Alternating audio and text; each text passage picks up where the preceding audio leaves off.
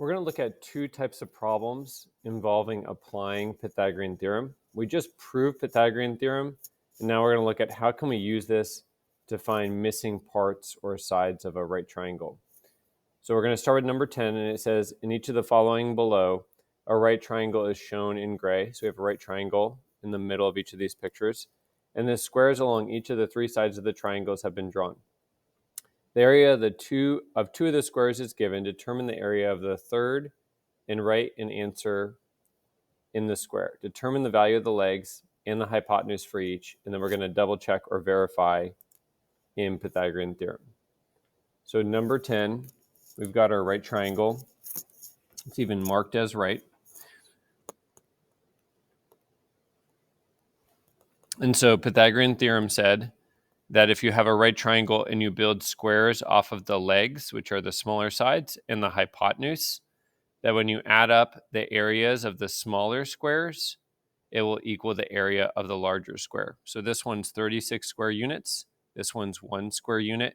And that means that this is the sum. 36 plus 1 is 37 square units. And then to find the legs or the sides of the triangle, we need to find a number. In fact, we can count it from the graph, but we need to find a number that when multiplied by itself equals 36, which is 6. So this side must be 6 units. And we need to find two numbers that are identical that multiply to equal 1. And that's 1. And then we need to find two numbers that when multiply equal 37. And that is the square root of 37. Because to answer these questions, to find two identical numbers, one way to do that is to square root. And the square root of 36 is 6. Square root of 1 is 1. And square root of 37 is just the square root of 37. All right. So we now have the legs are 1 and 6. We have the hypotenuse is the square root of 37. And then we're going to double check our work by plugging it into Pythagorean theorem, which stated that a squared plus b squared equals c squared, where c squared, so this is a and b, and c, or c squared, need to relate to the square built off of the longest side, the hypotenuse. So we've got 1 squared plus 6 squared. Those can be flip-flopped, equals square root of 37 squared. So 1 squared is 1, 6 squared is 36. And when we square a square root, since they are opposite or inverse operations, we get 37. And that does check out. So in this problem, we were looking for missing parts.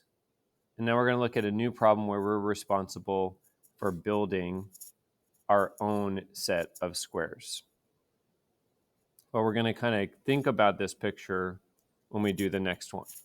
Next one we're going to look at, it gives us a blank grid or graph paper, and it says on the grid, use your knowledge of right triangles and Pythagorean theorem to construct a square ABCD that has an area of 40.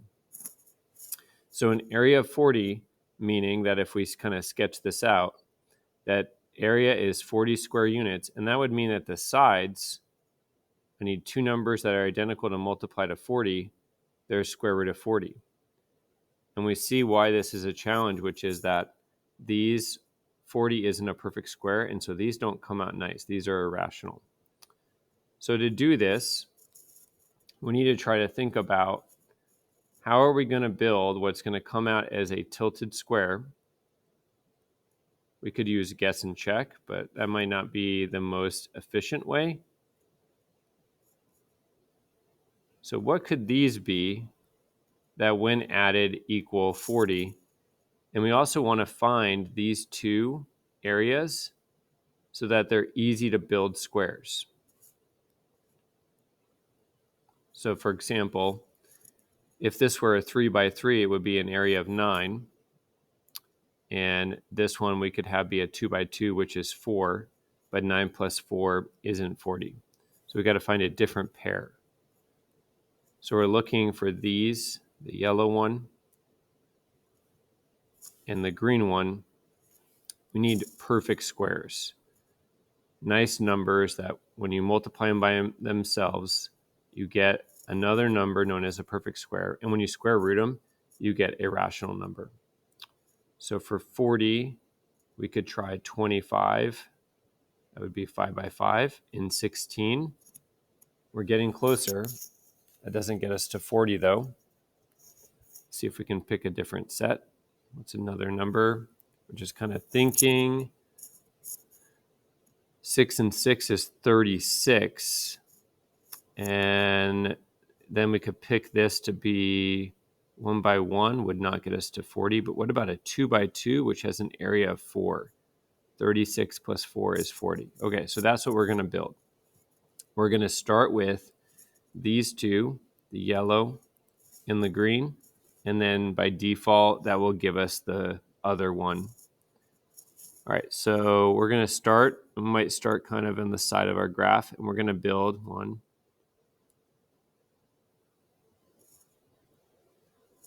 our 6 by 6 square.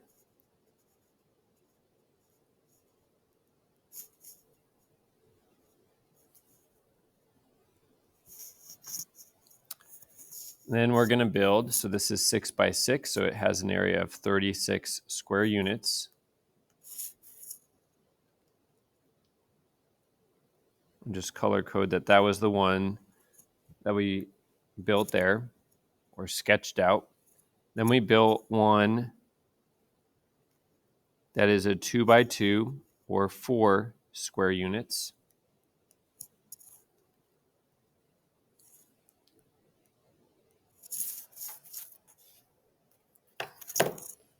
And now we have our triangle.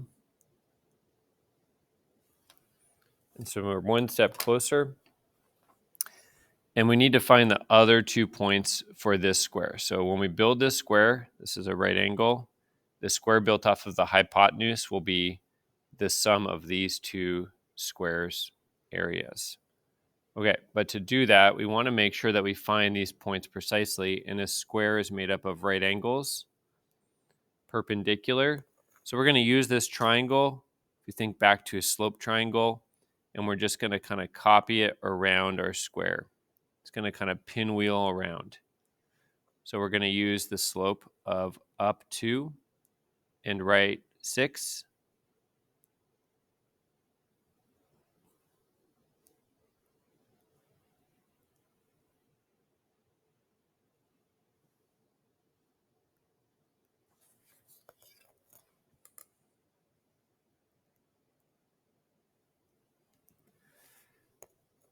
And we're going to just copy this triangle around as we go.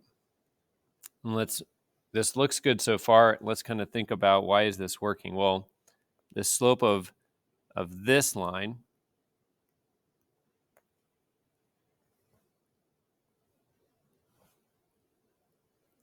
is up to right 6, and the slope of this pink line is down 6. We rise down 6 and right 2. All right, so we have opposite reciprocals, which means that this is locked in at a right angle. We could even use a little corner of a piece of paper to double check. And now we're just going to keep working our way around. So the next one I'm going to do is I'm going to go right 2, and I'm going to go down 6.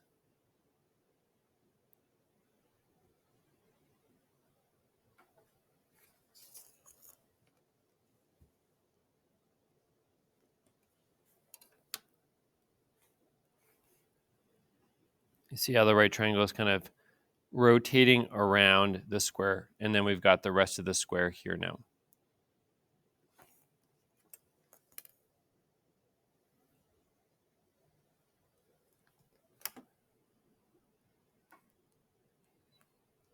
All right, and so now this has an area of 40 square units, or has a side length of the square root of 40. And let's also just kind of look at, why did this work? So this orange line and this orange line have the same slope, or same slope triangle. You can see how these triangles have the same rise and run. And then the two pink line segments for the sides of the square also have the same slope, but it's just the opposite or flipped reciprocal. We flip-flopped the numerator denominator, and it went from a positive to a negative slope. So we just pinwheeled around, and we built now this irrational square root of 40 non-perfect square area based on Pythagorean theorem. So this area is equal to the sum of the areas of the smaller two squares. So in this video, we use a pre-built grid and just kind of confirmed our suspicions after learning about Pythagorean theorem. And then in this example, we had to find two numbers, two perfect squares that added up to 40, which were 36 and 40, and draw those in to help build this more difficult area, which was not a perfect square, which was 40.